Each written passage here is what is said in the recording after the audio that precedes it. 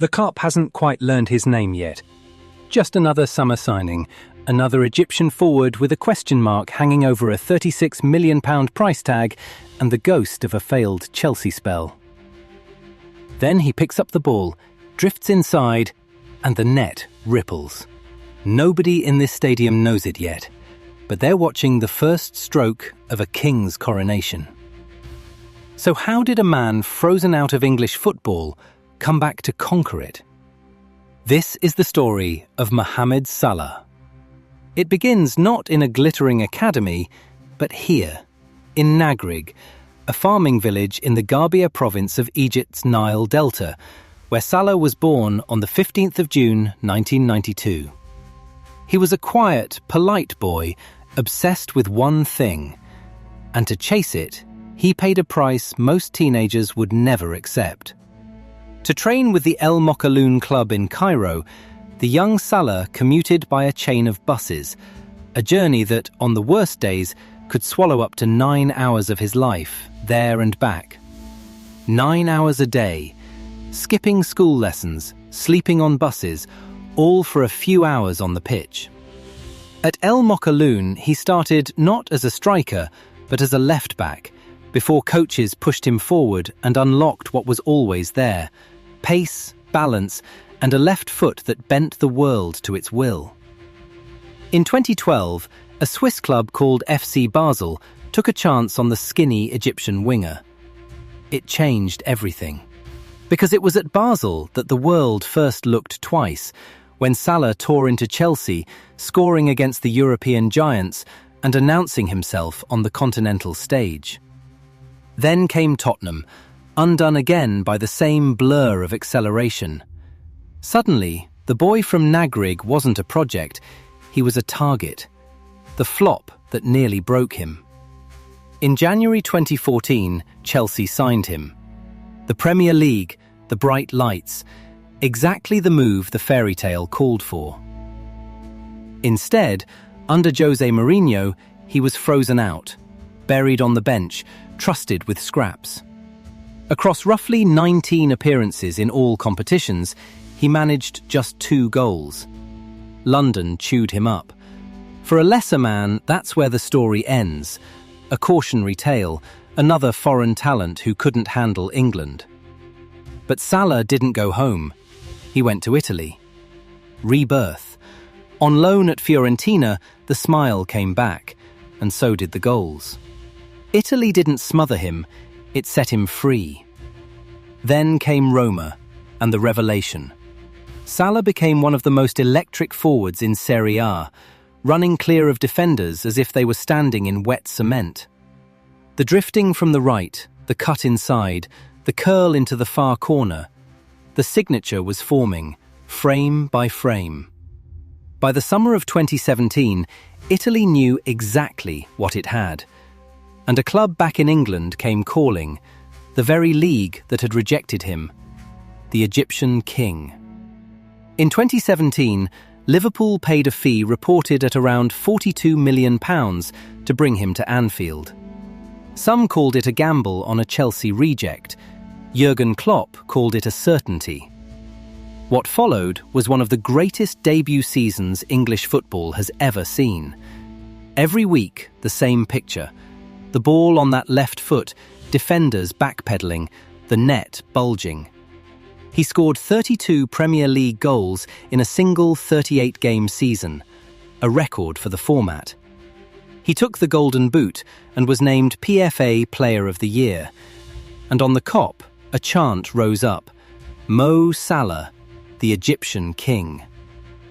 An entire city had fallen for the quiet boy from the Nile-Delta. And then, his country called.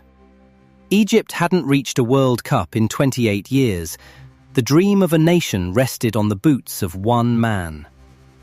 The 94th minute against Congo, a penalty, a whole country holding its breath. He buries it, and Egypt is going to the World Cup. Salah doesn't celebrate like a footballer. He celebrates like a man who's just lifted a nation onto his back. But glory and heartbreak walk together in this story. The 2018 Champions League final. Liverpool against Real Madrid. The night meant to crown the season. Then Sergio Ramos tangles his arm and they fall together. Salah lands on his shoulder, dislocated. He leaves the pitch in tears, and without him, Liverpool lose the final. The pain followed him to Russia, a rushed return, a half-fit body, and a miserable World Cup. Egypt out, the dream of 28 years gone in days. In the space of a few weeks, the king had been handed both the crown and the cruelty. He answered the only way he knew how. The 2019 Champions League final, and within 2 minutes, a penalty, calmly drilled home by Salah. Liverpool win it. From the tears of Kiev to lifting the biggest trophy in club football. 1 year, a complete redemption. But what Salah was doing off the pitch may matter even longer than anything on it. The Salah effect.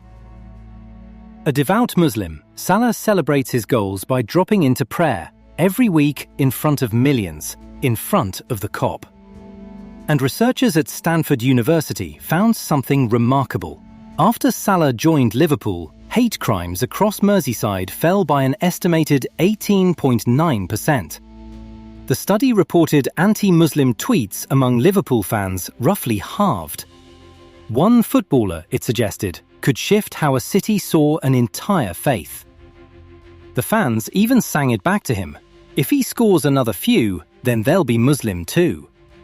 A song, half a joke, but underneath it, something real. And he never forgot Nagrig.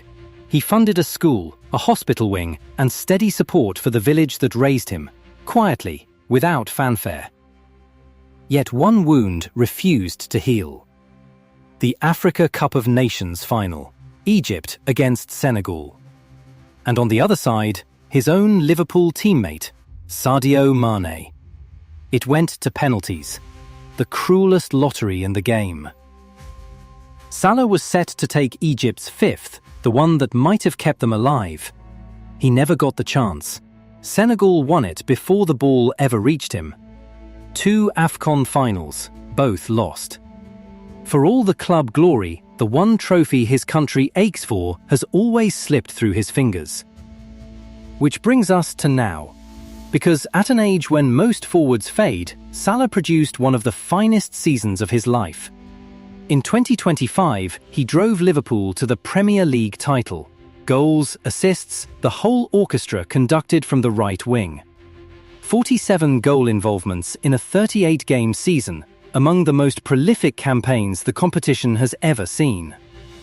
A second Premier League winners' medal, and a reminder that the king had never abdicated. And then, the redemption his story still demanded. Egypt and the road back to a World Cup. A brace away to Djibouti sealed it. The Pharaohs were going to the 2026 World Cup, and Salah had carried them there.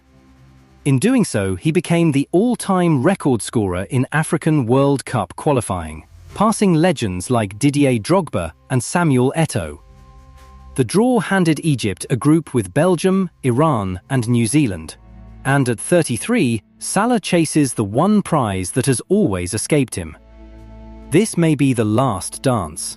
One final summer to win something not for a city, but for a country of over 100 million. So what is Mohamed Salah? He is the boy who rode buses for 9 hours to chase a dream the world told him was foolish. He is the Chelsea flop who came back to conquer the same league, one of the greatest forwards the Premier League has ever known.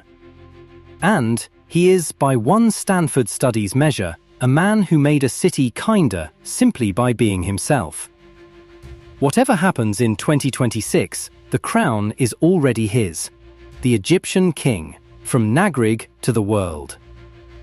If this story stayed with you, subscribe to Beyond the Boots for more.